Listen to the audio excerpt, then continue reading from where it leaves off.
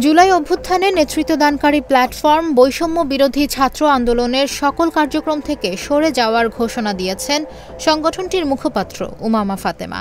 একগাদা অভিযোগ তুলে গতকাল শুক্রবার রাতে ফেসবুকে দেওয়া এক পোস্টের মাধ্যমে এই ঘোষণার কথা জানান তিনি। ফেসবুক পোস্টে উমামা লেখেন, বৈষম্য বিরোধী ছাত্র আন্দোলনের একটি কেন্দ্রীয় কাউন্সিল হয়েছে গত পরশু। বৈষম্য বিরোধী ছাত্র আন্দোলনের সাথে আমার আনুষ্ঠানিক যাত্রা এখানেই শেষ হলো। সরে দাঁড়ানোর কারণ হিসেবে উমামা লেখেন, এনসিপি নামক রাজনৈতিক দলটি গঠনের পর আমি জুলাইয়ের অসমাপ্ত কাজগুলো করার দায়বদ্ধতা থেকে এই ব্যানার নিয়ে কাজ করার সিদ্ধান্ত নিই। কিন্তু দলীয় লেজুর ও প্রেসক্রিপশনের বাইরে এই ব্যানারটি স্বাধীনভাবে কাজ করলে অনেকের রাজনৈতিক ভবিষ্যৎ হুমকির মুখে পড়ত। তাই আমার ওপর অনলাইন অফলাইনে ভয়াবহ চাপ সৃষ্টি করা হয় যাতে আমি এই ব্যানার নিয়ে কাজ না করি। আমি পুরো বিষয়টাকে চ্যালেঞ্জ হিসেবে নিয়েই একটা গুডউইল থেকে ব্যানারকে সচল করার চেষ্টা করেছিলাম। পরবর্তী পরিস্থিতি নিয়ে আমার আলাদা করে বলার কিছু নেই। তিনি আরও বলেন যে মানুষগুলোর সঙ্গে আমি পাশে দাঁড়ায়ে মিটিং করছি, মিছিল করছি, তারাই পরিকল্পিতভাবে জুনিয়রদের দিয়ে আমার বিরুদ্ধে স্মিয়ার ক্যাম্পেইন চালায়। মানুষ বাইরে যত ভালো সাজার চেষ্টা করুক, ভিতর থেকে কতটা ছোট লোক হতে পারে আমি হাড়ে হাড়ে টের পাই ওই সময়গুলোতে। এই সোকল্ড সহযোদ্ধারা মানুষকে টিস্যু পেপারের মতো ব্যবহার করে, প্রয়োজন শেষ হলে ছুঁড়ে ফেলতে এক মুহূর্তও লাগে না। আমি মার্চ এপ্রিল মাসে এই প্ল্যাটফর্ম নিয়ে কাজ করতে গিয়ে দেখেছি পোকার মতো ভিতর থেকে প্ল্যাটফর্মকে সুবিধাবাদীরা খেয়ে ফেলেছে। তিনি আরও লিখেছেন, হ্যাঁ আমি বলবো বিভিন্ন শাখা কমিটিতে অনেক গুডউইলের মানুষ ছিল যারা পরিবর্তনের স্বপ্ন নিয়ে কমিটিতে আসছিল, চেষ্টা করছে কাজ করার, কিন্তু তারাও এই সুবিধাবাদীদের কাছে জায়গা করতে পারেনি। আমার সঙ্গে অনেকের কথা হয় এখনও, ব্যক্তিগত জায়গা থেকে চেষ্টা করি সাজেশন দেওয়ার, হেল্প করার। জুলাই অভ্যুত্থানের মতো এত বড় ইভেন্ট দেখার পর চোখের সামনে সব কিছু ভেঙে পড়তে দেখাটা অনেক অনেক কঠিন। পরবর্তীতে আমার বন্ধু শুভানুধ্যায়ীদের সঙ্গে পরামর্শ করে এই ব্যানার থেকে নিজেকে সরিয়ে নেওয়ার সিদ্ধান্ত নেই। বৈষম্য বিরোধী ব্যানারের থেকে সরাসরি পদত্যাগ না করলেও এই ব্যানারের সঙ্গে কার্যত সম্পর্ক ছিন্ন করি গত এপ্রিল মে মাসে। তিনি আরও লেখেন, প্ল্যাটফর্ম থেকে এম্পাওয়ারিং আওয়ার ফাইটার্স নিয়ে কাজে মনোযোগ দিই। বিজ্ঞান নিয়ে কাজ করার ইচ্ছা ছিল, সেসবে মনোযোগ দেই। অনেকবার সিদ্ধান্ত নিয়েছিলাম পদত্যাগ করব, আরেকটা পদত্যাগ পত্র লিখে আর জমা দিইনি, পারি নাই আসলে। রাজনৈতিকভাবে ভাবলে পদত্যাগ করে আসাটা সব থেকে সহজ, কিন্তু আমি তো মানুষ, অনেক কঠিন। অভ্যুত্থানের কারণে পারি নাই। আমি এই প্ল্যাটফর্মে তো দেশ সংস্কার করতে আসছিলাম, কাঁদা ছোড়াছড়ি করতে তো আসি নাই এখানে।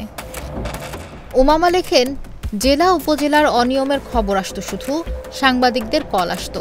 আমি পরিষ্কার করে বলেছি, যারা এই কমিটিগুলো দিয়েছে তাদের আপনারা কেন জিজ্ঞাসা করেন না?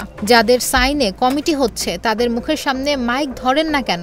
এই কমিটিগুলো করার সময় আমার কাছে কমপ্লেন আসলে তো সরাসরি আমি অবজেকশনগুলো জানিয়েছি সাবেক আহ্বায়ক, সদস্য সচিবের কাছে। এনসিপি গঠনের আগে ঢালাওভাবে কমিটি ফর্ম হয়েছে, আমি সহ কয়েকজন এসব কমিটি নিয়ে অবজেকশন দিই, কোনো উত্তর আমাদের দেওয়া হয়নি। তিনি আরও বলেন, মুখপাত্র হিসেবে বৈষম্য বিরোধীর পেজের অ্যাক্সেস থাকার কথা আমার কাছে, আমার দায়িত্ব হওয়ার কথা মিডিয়া হ্যান্ডেলিং। পেজের অ্যাক্সেস দেওয়া তো দূরের কথা, এই পেজ থেকে মার্চ মাসে আমার বিরুদ্ধে পর্যন্ত পোস্ট হয়েছে। আমি ব্যবস্থা নিতে চাইলে পেজকে আমার বিরুদ্ধে অস্ত্র হিসেবে ব্যবহার করা হয়, আর নাইলে সাইলেন্ট ট্রিটমেন্ট সহ্য করতে হয়। দিনের পর দিন হেন কোনো নোংরামি নাই যা এরা করেনি।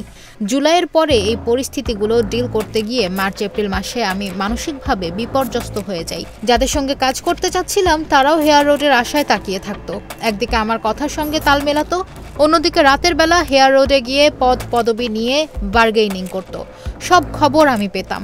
আমি কনফ্রন্ট করলে আমাকেও বলা হতো যাতে সুপ্রিম অথরিটির সাথে আমি পদ নিয়ে কথা বলে আসি। আমি সরাসরি বলি যে আমি কেন ওদের কাছে পদ খুঁজতে যাব, ওরা আমাকে পদ দেওয়ার কে? ও কোন হনু হয়ে গেছে যে আমাকে এসে তারা পদ দিবে? ওর কাছে গিয়ে পদ আনতে হলে প্ল্যাটফর্ম নিয়ে কাজ করার আর মানে কি? এসবের ভাই ব্রাদার রাজনীতির যন্ত্রণায় বদ্ধ জলাশয়ের মতো প্ল্যাটফর্ম আটকে ছিল। আমি কাজ করতে চাইলে আমাকে করতে দিবে না, বরং পেছনে কথা ছড়ানো হতো আমি প্ল্যাটফর্মের কাউকে কাজ করতে দিচ্ছি না, কাউন্সিল আটকে রেখেছি। নেতারা তাদের জুনিয়রদের দিয়ে প্রোপাগান্ডা সার্কুলেট করে বিভিন্ন ফোরামে। পরবর্তীতে আমি সিদ্ধান্ত নিই এভাবে হয় না। নির্বাহী যারা অবশিষ্ট ছিল তাদের জানিয়ে দিই। মুখপাত্র পরিচয়টা বাদ দিয়ে শিক্ষার্থী পরিচয়টাকে আপন করা শুরু করি। এর মধ্যে বেশ কয়েকবার জানতে পারি আমি নাকি বৈষম্যের কাউন্সিল আটকে রেখেছি, অথচ সবাই জানে কাউন্সিল মন্ত্রীপাড়ায় আটকে আছে, আর আমি এই প্ল্যাটফর্মের সঙ্গেই নাই। আমি চুপ করেছিলাম, সেটা নিয়েও একটা না একটা প্রোপাগান্ডা ছড়ানো হচ্ছিল। তিনি আরও লিখেছেন, আমার এত ক্ষমতা, আমি কমিটি আটকে রেখেছি, অথচ আমি শাখা কমিটি নিয়ে কোনো অ্যাকশন নিতে পারিনি। ঢালাওভাবে পেজ থেকে পোস্ট হওয়া উপজেলা কমিটিগুলোও আটকাতে পারিনি, অথচ যখন হেয়ার রোড থেকে আহ্বায়ক সিলেক্ট হলো তখন নির্বাচন হতে 20 দিনও লাগেনি। সর্বশেষ আসে কাউন্সিলে ভোট দিতে যাওয়ার বিষয়টা। আমি শেষ দিন পর্যন্ত কাউন্সিলে ভোট না দেওয়ার সিদ্ধান্ত নিয়েছিলাম। যারা কাজ করতে চায় তারা বেশিরভাগ এই কাউন্সিলে প্রার্থী হওয়ার সুযোগ পায়নি। ভোটার খুব লিমিটেড, যার মধ্যে একটি রাজনৈতিক দলের লোকজন সব। জুনিয়ররা ক্যাম্পাসে এসে আমার সঙ্গে কথা বলার চেষ্টা করে যাতে ভোটটা দিতে যাই। স্বাভাবিকভাবেই আমি অপারগ ছিলাম, কিন্তু ভোট শেষ হওয়ার 1 মিনিট আগে আমি ভোটটা দিয়ে আসি। এতটুকুই যে শেষ মুহূর্ত পর্যন্ত আমি চেষ্টা করছি এখান থেকে ভালো কিছু হোক। আমি ভিতর থেকে চাচ্ছিলাম এই প্ল্যাটফর্মটার অন্তত ভালো কিছু হোক, কিন্তু বুঝতে পারছিলাম যেভাবে সাপের মতো আষ্টে পৃষ্ঠে প্ল্যাটফর্মকে জড়িয়ে ফেলা হয়েছে, এখান থেকে ভালো কিছু অসম্ভব।